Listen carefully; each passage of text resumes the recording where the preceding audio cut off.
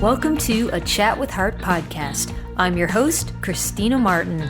I'm here to guide us on this journey of heartfelt and uncensored conversations with friends I've met while touring my music in Europe and across North America, and people who have life experience that I genuinely believe we can all learn from. Our personal stories have great power to heal, influence, and inspire.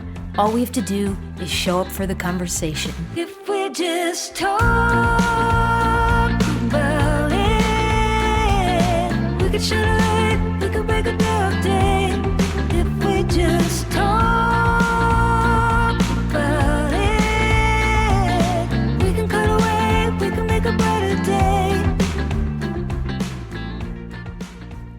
This is a really scary time. I'll be honest, I have been pouring myself into my work and projects and just praying that it's going to help in some small way.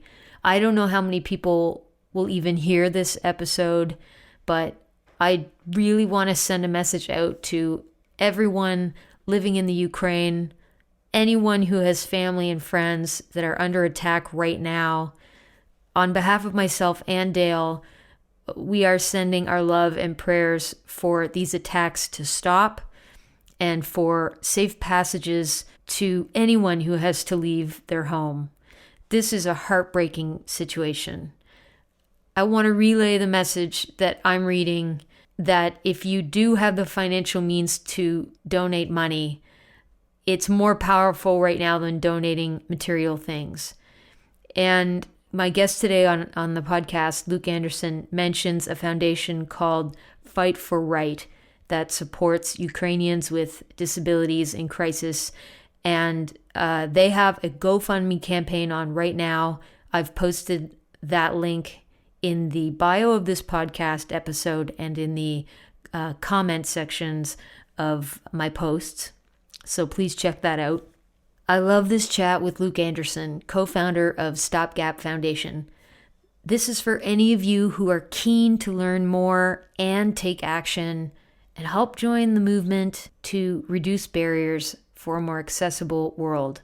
So yeah, I hope this conversation inspires you and encourages you on that mission to making the world more inclusive.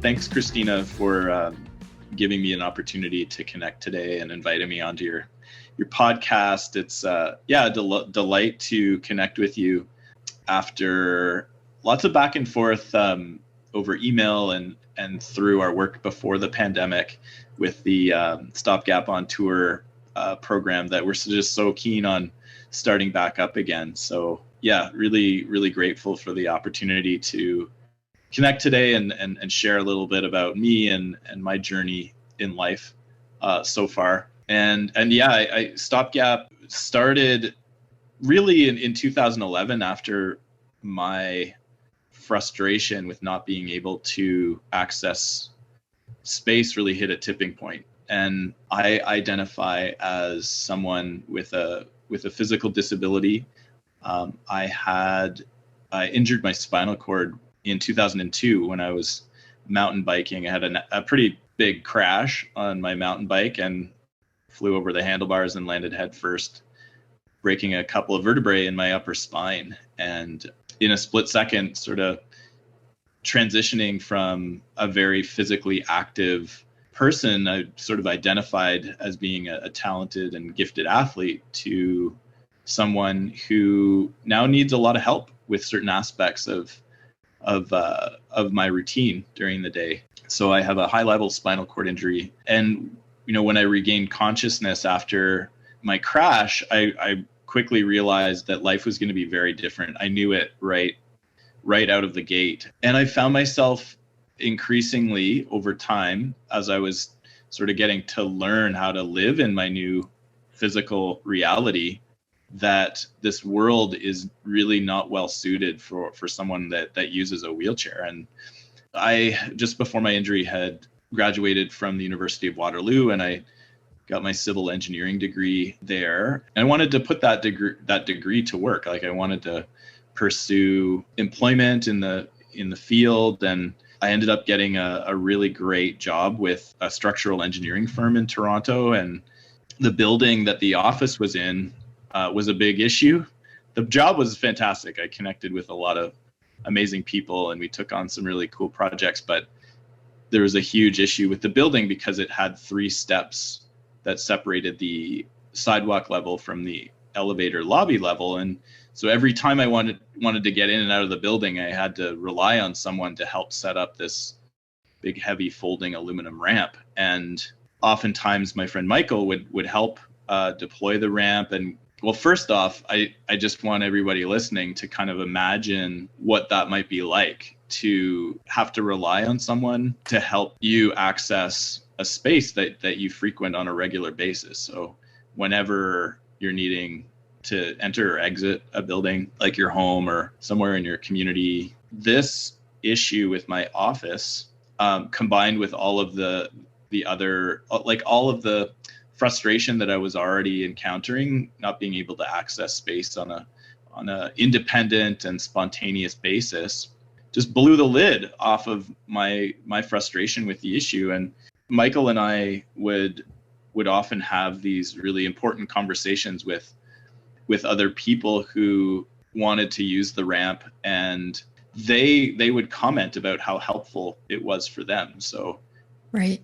Lots of people pushing strollers and couriers bringing packages into the building, and people with injuries, the elderly folks, all of these different people from those different groups, they all sort of agreed and they all commented and they expressed how important it was for them to be able to use the ramp when it was out. And so Michael and I recognized that we really needed to get these important conversations out to a broader community. Yeah. And I think that, like, going back, I know that was a long-winded way of answering your question, but that, I think in that moment, the light bulb went off for us, and we need to broadcast this out to a broader community and raise awareness about the importance of a barrier-free space. Yeah. How, as Canadians, we have a human right to equal access, and sort of as engineers, we have this sort of problem-solving mindset, and we wanted to inspire people to think about really great ideas that could help overcome some of these big problems that I believe we all are either right now experiencing or sometime in the future will experience, whether it's due to injury or illness, becoming a parent or occupation, or the like natural aging process where we just sort of find ourselves evolving and transitioning into different ways of moving around our community. It's inevitable. It's like disability, I like to say, is part of our human nature. It's a natural part of life. And so in 2011, we pulled together a bunch of friends and volunteers, and we got some building materials together, and we built some really bright ramp, painted them really bright colors, these custom suited ramps for businesses with a single step. And we thought that this was going to be kind of a one-off little project that we've been working on over the weekends and kind of scheming about putting a little website together around. After the launch, we quickly realized that this was something that was being met with like widespread acceptance and praise and interest. Not at first, though, because it took a lot of effort to get those first 13 locations interested in being a part of the project. A lot of people that we first reached out to were hesitant, reluctant, and gave us answers like they didn't want a ramp because they didn't have any customers that used wheelchairs. I wonder why. Exactly. So chew on that one for a little bit. Yeah. People weren't really keen on getting a ramp because they thought they could simply bring stuff outside if somebody wanted to access their services. And I remember being really confused and frustrated and angry with some of these people who were responding in this way. And then over time, I realized that those answers are stemming from a lack of awareness. And once I figured that out, once I was able to tap into my own ignorance and the pre-injury part of me that didn't know anything about the stuff that we're talking about today, and the work that I'm doing, and like all this stuff was the farthest thing off of my radar. Didn't know anything about it. I didn't know anybody with a disability. I didn't have any friends, or nobody in my orbit identified as having a disability, and so I didn't know anything. And so I was able to meet those responses with some forgiveness and understanding that they just don't know. And that it helped me fuel my own fire for doing more of the work that we were doing, because I recognized that there's a real need for awareness about this. So widespread acceptance, lots of interest developed across Toronto here. Yep. And then the word just spread all over Canada. Amazing.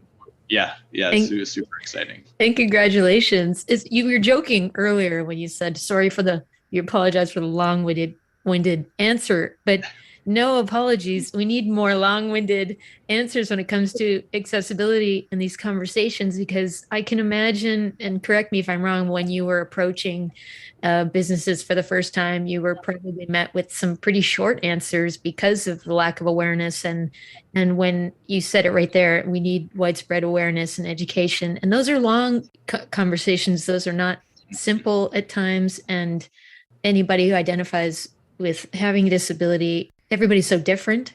We need more long-winded conversations is what I'm trying to get at. Yeah, you're absolutely right. Those conversations were long. I'm remembering 20-minute, half-hour dialogues with people that clearly had never really talked about this subject before, or considered how their stepped entryway would pose a problem for not just people who use wheelchairs, but for those other groups of people that I mentioned earlier. And over the course of those conversations, I was noting slight tone shift, and I love witnessing that, and it makes those long, energy intensive dialogues worth it and important. Again, those conversations really help me fuel my intention and fire for the work that I do, because then it's an investment.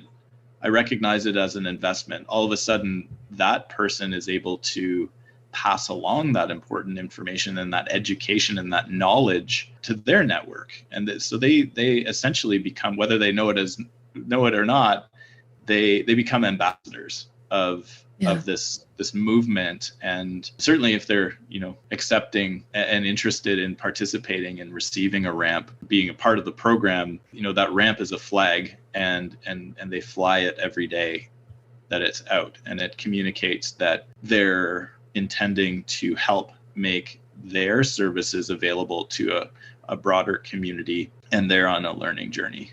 I think it's a fun flag.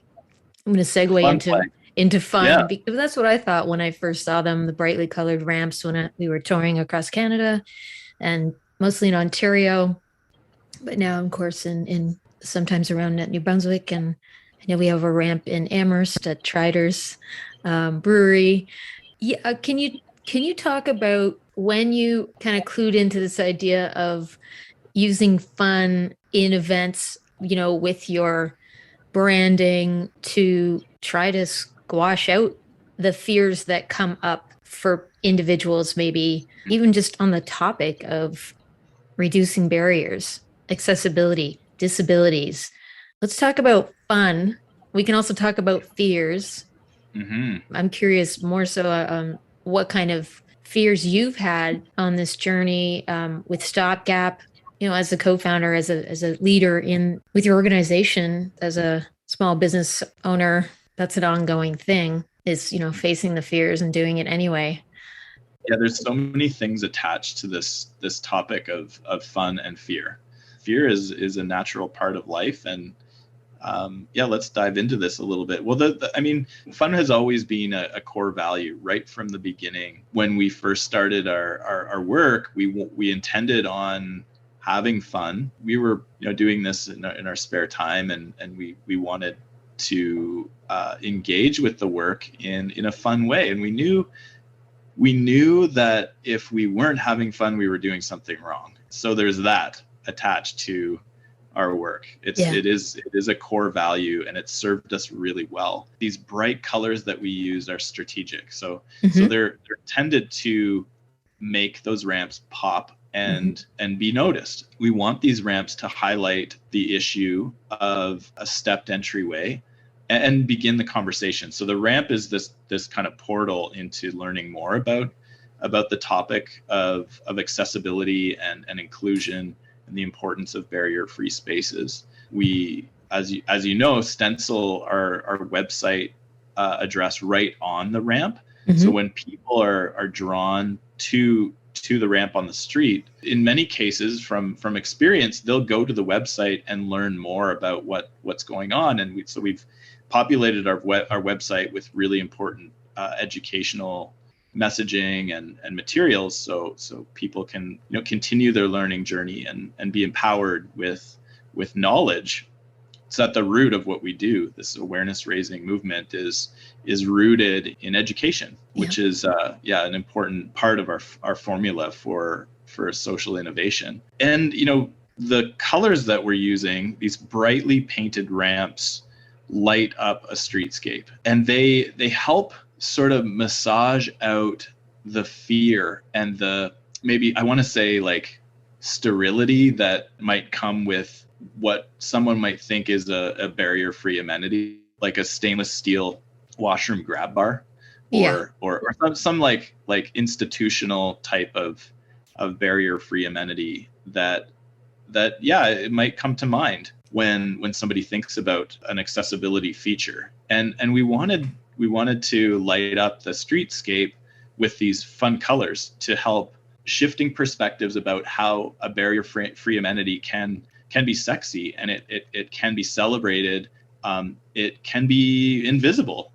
Over the course of the pandemic, we've all, I think, become familiar with the contactless automatic door openers. So sensor type of devices that were originally intended to empower someone with a disability and make life easier for accessing spaces. And now, over the last 2 years, we've all learned how important it is to limit our surface contact. So we're all benefiting from this one example, this device that was originally intended to make life easier for someone with a disability. But that's just one example of many devices that we use every day. Do you use an electric toothbrush?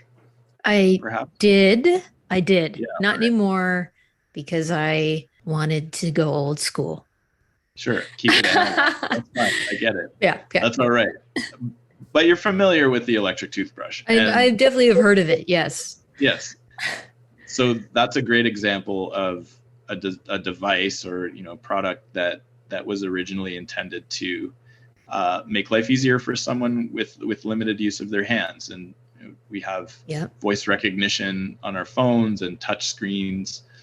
Again, examples of these things that we use every day, and their roots kind of are stemming from a design that was produced, or there was someone with a disability behind the intention of that design to make their lives easier. And now we're all benefiting from it. I want to get back to the topic of fear, because in my opinion, and from my experience, I'm imagining again myself pre-injury and having this conversation about disability, and I'm just tuning into how this conversation would land, and I'd be met with resistance and fear that would show up in like a tightening of the stomach, some serious discomfort with the topic.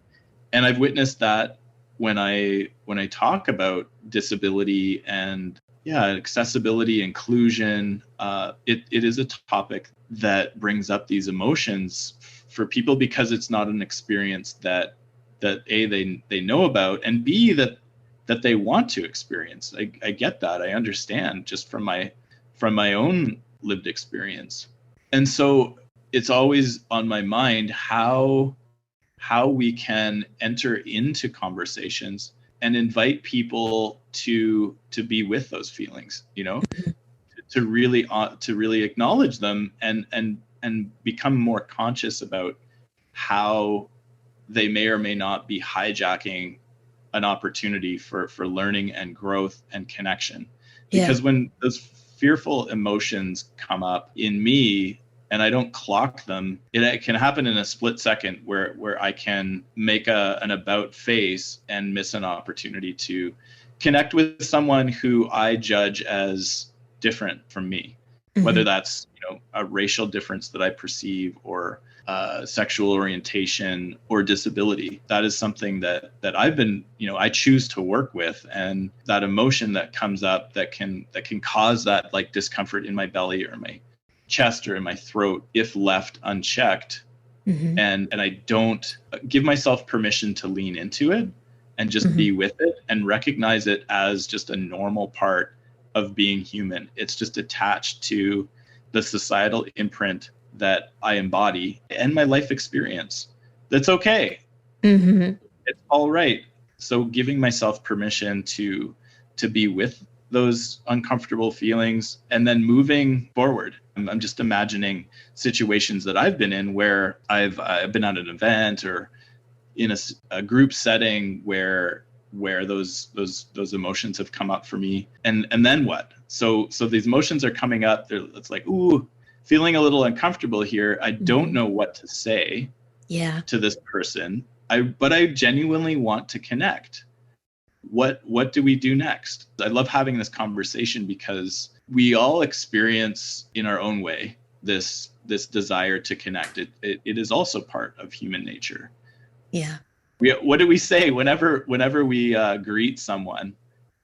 How are you doing? We want to connect with them. How's it going? And how's it going? We want to know. We want to connect. And so of course we're keen on knowing how someone's doing and how someone experiences the world, and to do that in a way that is nurturing and empowering involves some honesty, some open honesty about where we're at on our journey. I'm really interested in knowing, Christina, about your life. Would you be comfortable telling me about an aspect of your life or something, and supporting that with an open, honest, transparent, messy way of doing it, but delivering it in a very compassionate way, and that in most cases will land well with someone. And if it doesn't, that's okay too, because we all have the choice to respond or not. Oh, I just thought of something. I can't wait to be on your podcast, by the way.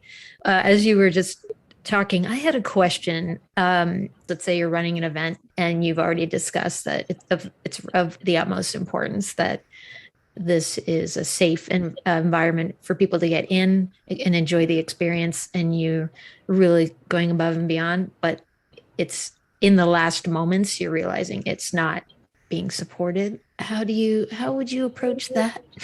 And have you been there? Above and beyond, in their opinion. In your opinion, it's essential. But in their eyes, it's like you're micromanaging or trying to control or being ridiculous, and they're just not seeing it from the perspectives that you're imagining trying to see it from. And these are not big asks either. They're like proper signage, proper seating. Yeah, I think what comes to mind is what I was sharing before about those long conversations that I was having in front of those storefronts with the business owners that were running those shops, and kind of holding their hand with patience. Oh, yes. And compassion, and meeting them where they're at on their journey, and kind of taking them from a place of understanding, so it's sort of clocking where they're at and guiding them from their level of understanding to a new level of understanding. And that is hard work. It's not easy, because you noted some really key factors that are a part of running an event. There's a timing issue, there's a cost issue, there's there's these logistics that can pose challenges.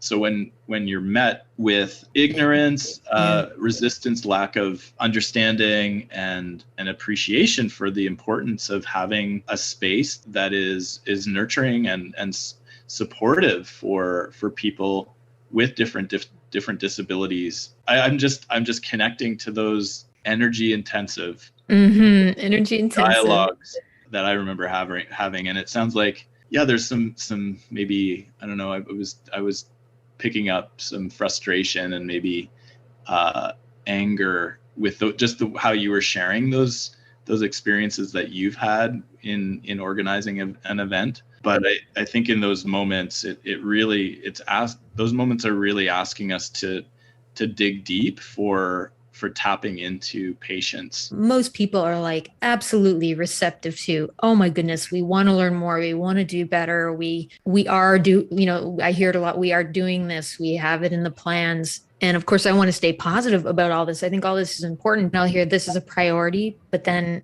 I notice when it isn't, it slips aside or it's pushed to the last thing on the list. Is that something you experience, though, that you're hearing one thing, but it's just the actions aren't quite matching up? Patience definitely factors in, and not let, I want to say, trauma that might result from being met with responses that go against our values. That expenditure of energy can manifest these kind of burnout and real disappointment. It can affect our well-being. There's a chance that it can really affect our well-being, and I think that's traumatic over time. That can build up and really lead to some not so great things. We don't want anyone to get so frustrated that they're like, well, I'm just not going to bother anymore. What do you do, Luke, to take care of yourself? So transmuting that frustration into action. Here in Ontario, we have legislation that says Ontario's to be fully barrier-free by 2025. And wow. I'm living in a city here in Toronto where just over half of the subway stations are accessible. So just over half. And it takes a lot of time to retrofit a subway station. And I don't know, I don't have a whole lot of trust in the city to do the rest of renovate the rest of those subway stations in 3 years. I just don't see that happening. So that's just a small example to help kind of create this or reinforce or help support this statement that I don't think we will find ourselves in a fully barrier-free province by 2025. It really requires some voices to speak and share their frustrations and their needs for access. And that's the work of advocates who aren't afraid to speak up and talk to those policymakers and politicians and really make it clear why it's important in their lives. So that's a part of that. Transmuting frustration into action is such an important part of the formula to creating change and shifting perspectives, and seeing the change that we want to make happen in our communities. Advocacy is key. Yeah. So that's an actionable item that really any citizen can do. So let's say you're going to your local bakery and you notice that there's a physical barrier right at the front door. Perhaps once you open the door, maybe there's another step or two. That's something you could have a conversation with the owner, ask them about their accessibility plan, perhaps, but then also writing a letter to, oftentimes I've in conversations, I've heard business owners say, the city isn't helping us. The city said they do this, they didn't, or in some cases, I've even heard of a reverse where the barrier was created with new construction. And Yeah. And so in that case, you could help the owner, rally all the people that love going to that bakery, get some letters written to your city person. I don't know who the right person would be, but start causing a disruption, which I think I know you've said is an important part of the process. Yeah. Disruption, and it is another part of the formula for change. Yeah, just shaking up the status quo, and it is essential to creating the change that we want to see. Do you have any examples of anything illegal that you've done, Luke, that have landed you overnight, and it's in a cell of? There was so advocacy is something that is important to me, and yeah, I can share a moment with you now where it was on the record or off the record? No, fully on the record. This is fully on the record. Great. I was purchased a bus ticket to go visit my family just north of the city, and purchased the ticket at Union Station here in Toronto. I got on the bus and got to my destination, and it was the Go bus. The Go buses here have a lift, so it's this like hydraulic lift that comes out of the side of the bus. It lifts up and allows someone who uses a mobility aid to get in. So fine, got there, no problems. Time to come back, and the bus driver said that he wasn't able to let me on because it wasn't an accessible stop. So there I am, an hour and a bit out of town, and needing to get home to get the help that I was needing for the evening. Yeah. And I decided to park myself in front of the bus until that driver let me on again, because I didn't see it as fair that I had purchased the ticket in Toronto and then was let off at the same location where I was not able to get on for my return trip. So another bus came like an hour later. The bus driver called the police. Long story short, I did not end up in prison or a dungeon.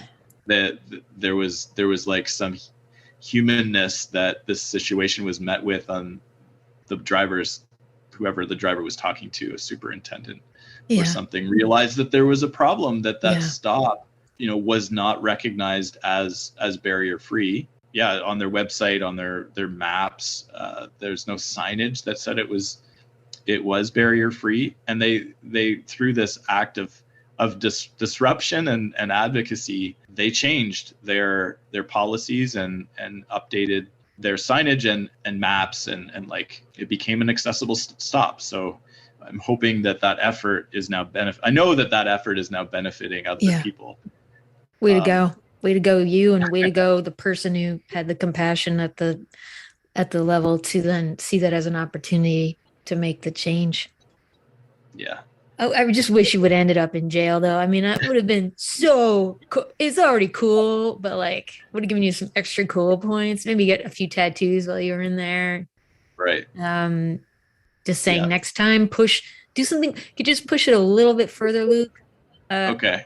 Noted. Yeah. And as I'm getting dragged into the cruiser, somehow my like 350-pound power wheelchair will be dragged into the back seat of a cruiser with me somehow. I will let them know that you told me. Thank you. I'm sure that's quite an expensive piece of equipment as well that you probably don't want to get damaged. But it does add to the drama of the story. If the bus ran over it, if somehow you were in the cop car watching. You see, I'm just trying to dramatize the story. It's for a movie that is now going to be made. Speaking of movies, there's a great doc that I watched about a week and a half ago, the Luke Anderson StopGap story.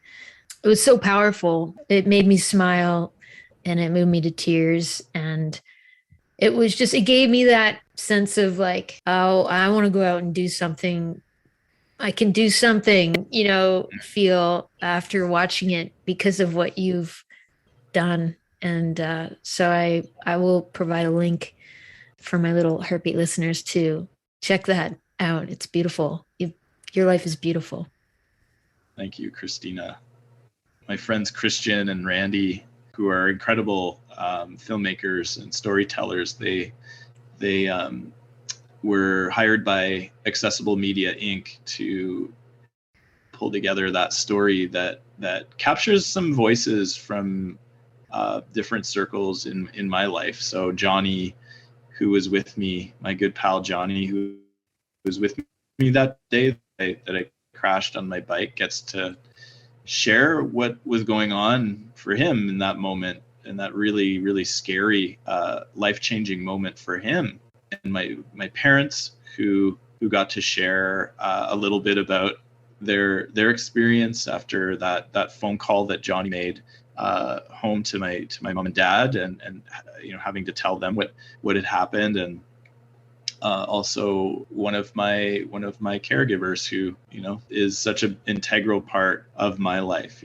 That's some really important people in my orbit. Thank you for sharing your feedback about what came up for you having watched it. I think that we all have this call to put ourselves out in the world in whatever shape or form that looks like. For you, it's your music and inviting people to share their story on your podcast, to examples of how you show up and serve the planet and nurture the well-being of your fellow humans. We all have this calling to kind of figure out what we can do to serve, and it often shows up in ways and opportunities that don't come with compensation.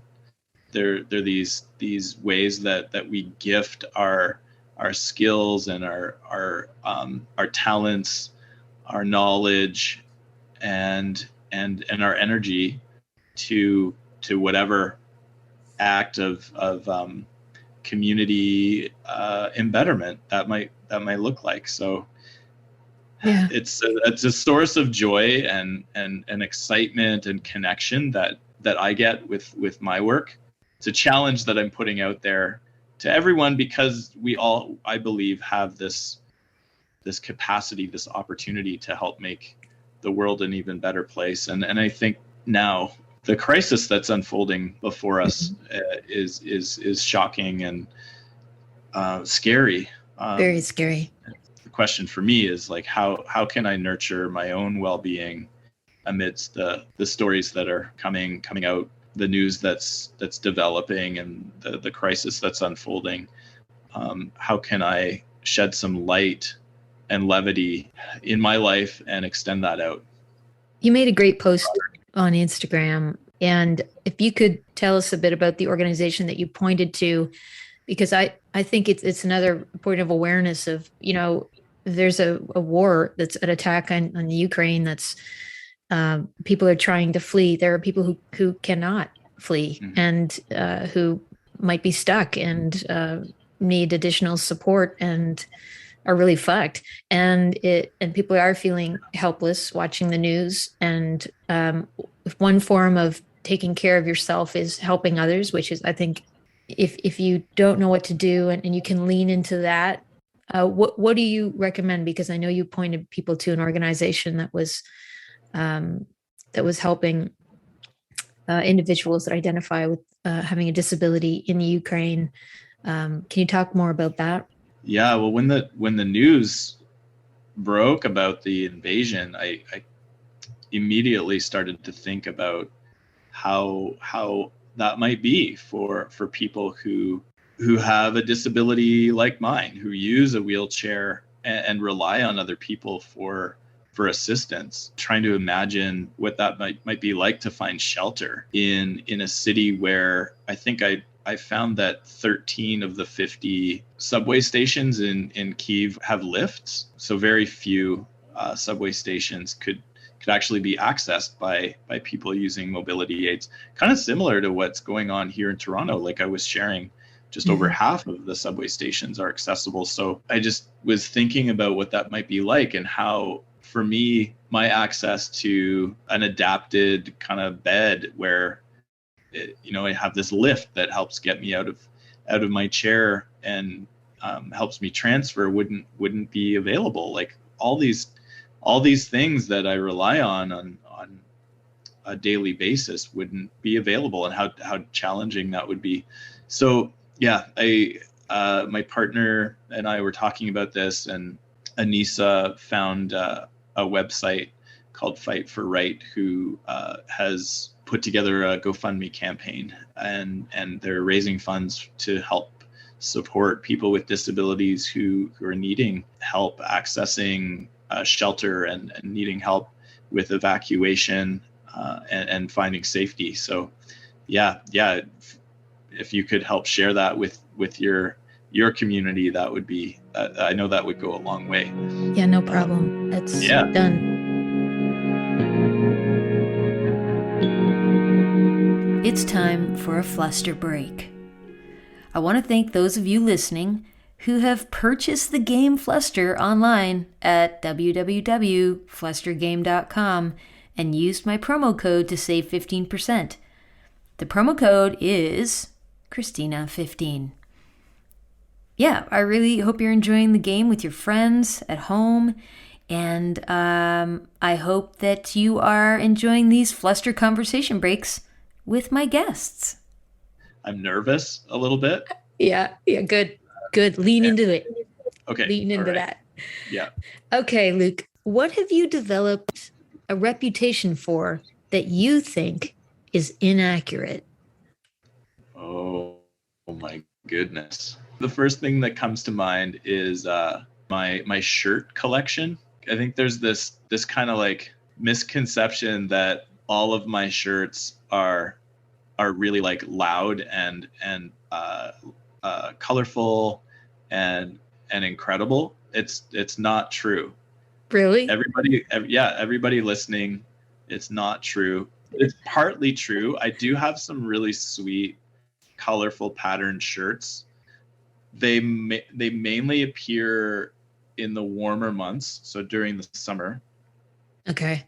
But in the winter, like you are experiencing, Christina, the reality. The reality super is drab, boring, gray zip up that I just, Yeah, when I first saw you in it, I was like, oh, this is gonna be boring. This whole episode. Look at that shirt. Yeah. So that, I mean, that's the truth. The truth. There's another answer to that question. Am I allowed to? Yeah, you can keep. Sure. Yeah. Okay.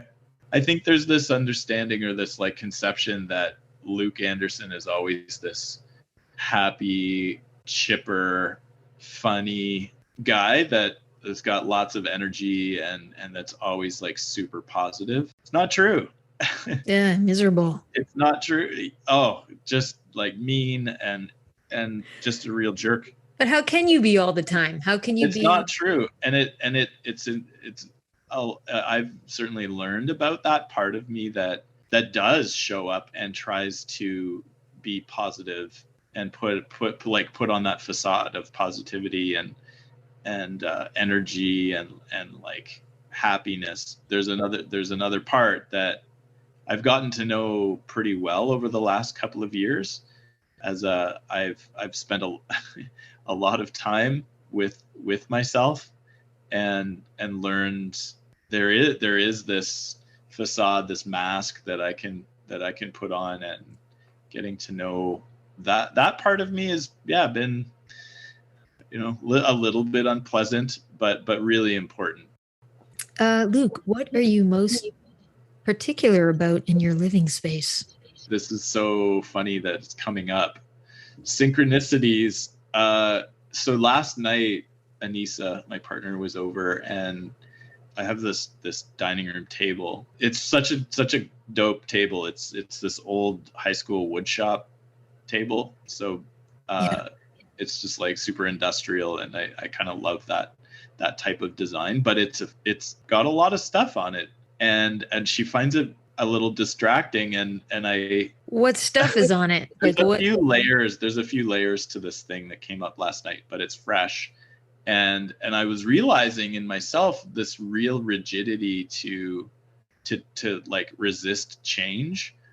I like the stuff that's on the table. and where it is, because I can see it, and I don't have to take a lot of effort to describe to someone where something might be when I'm needing it. It's right there.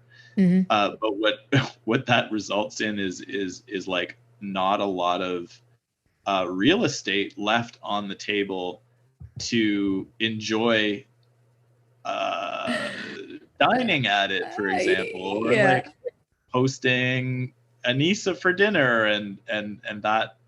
Yeah. So what's on the table? Like, is it cluttered, or what do you got going on there? I'm super curious.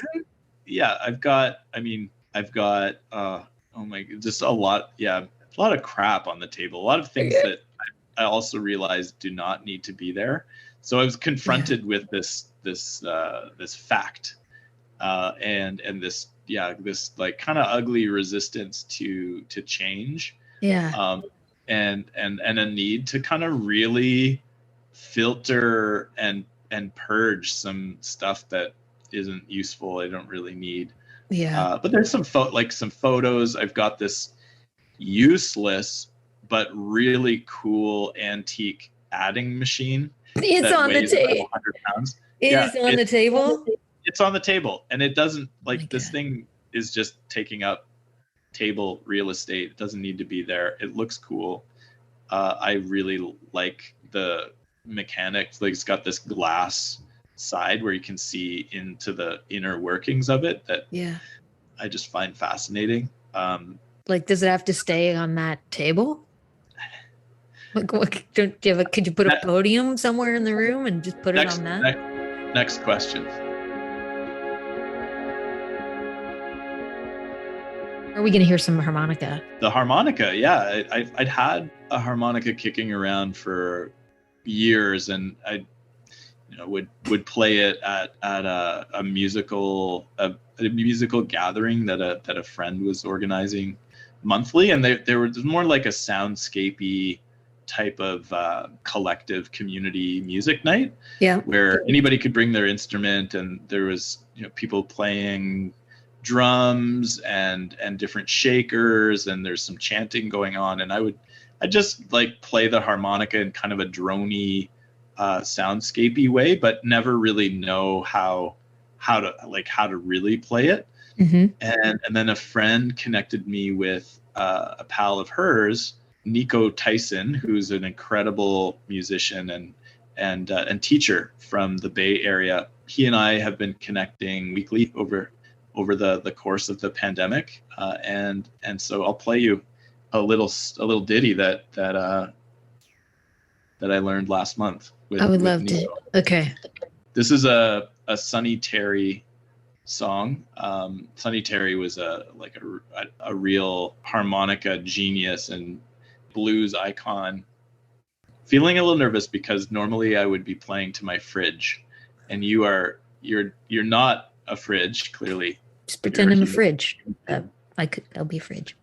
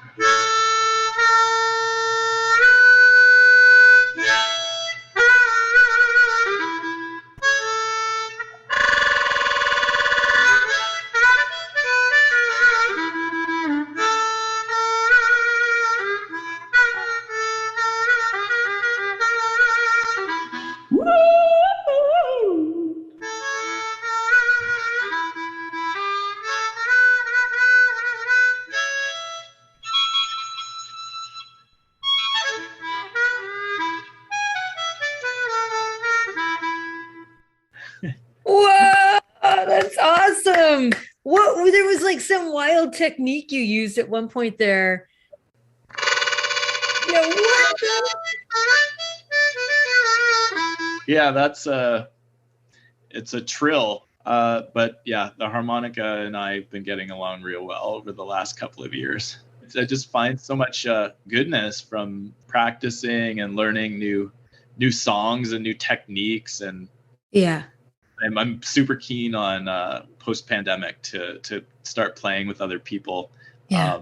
Say like thank my fridge for being such a That is one lucky sweet fridge. audience. Yeah, yeah. So that is clearly one of your favorite pastimes. Yeah, it has become one of my favorite pastimes. Yeah. Okay, I want to ask you this. My friend Shannon Churchill, who he died of colon cancer a couple of years ago, and he had written his own obituary, which went viral. And I did an episode with Melissa Churchill. She shared more about his story and their story, their journey, love, loss, and also finding love again. But Shannon talked about making a bucket list and why it was so important. So I wanted to ask you, what's on your bucket list?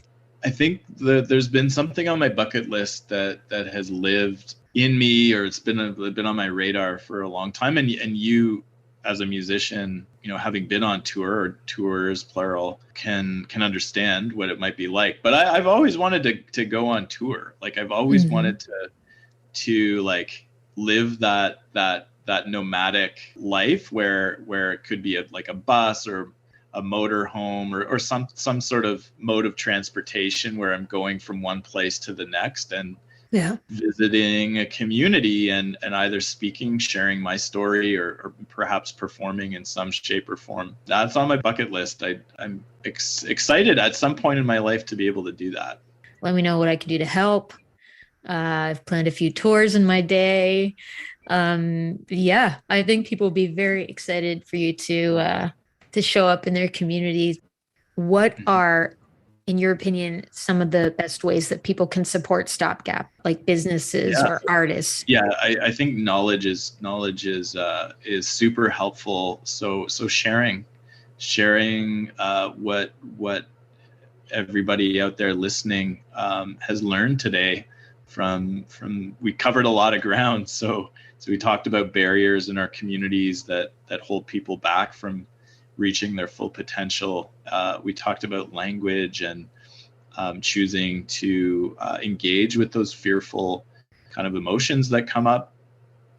And so yeah, just spreading the word is super valuable. A lot of us are experiencing financial hardship right now, and if a donation isn't possible, just know that sharing one of our posts with your community or just engaging in conversations about the importance of accessibility and inclusion and barrier-free design or spaces is hugely appreciated and goes a long way to help build more momentum around our intention to raise awareness. So tune in to our social channels. You can find us on Facebook and Instagram and Twitter. We've got some great videos on YouTube, and all of those you're able to hook up to through our website. So at the bottom of each page is a link to those social channels, and at the top of each page is a button where you can find our secure online donation portal. So yes, if donating is something that is something you can manage and you're interested in, any amount goes a long way in helping further our programming all over Canada. Thank you so much, Luke. And I want to add that I would love for my Little Heartbeat listeners to call the Heartbeat Hotline. The number is going to roll here at the end of this podcast, and give us some examples of things that you've seen in your community that are working. And if you have any questions about this, please leave it in the Heartbeat Hotline and I'll roll it. And if I don't know the answer, I will ask somebody like Luke who will know probably. So let's keep the conversation going. and let's lean into the fear any fears and act anyway. I'm so grateful that you gave us so much of your time today, Luke. This has been very informative and inspiring and also fun. Well, on that note, I'll lead us out with a little Booker T. Yes.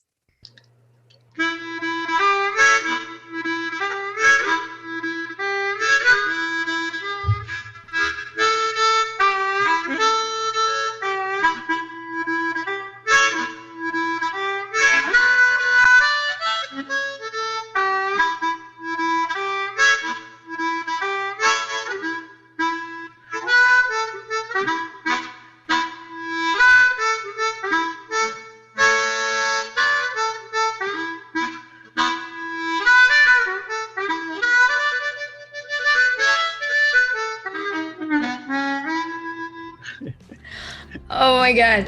I'm so excited for this episode to come out. Welcome to the Heartbeat Hotline, 1-902-669-4769. I'm the host of a Chat with Heart podcast, Christina Martin, and I'm so excited you called.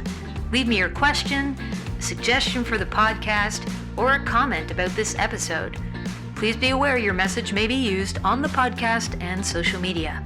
Tell me your name, where you're calling from, and it's also fine if you want to remain anonymous. Thanks for listening. Have a great fucking day.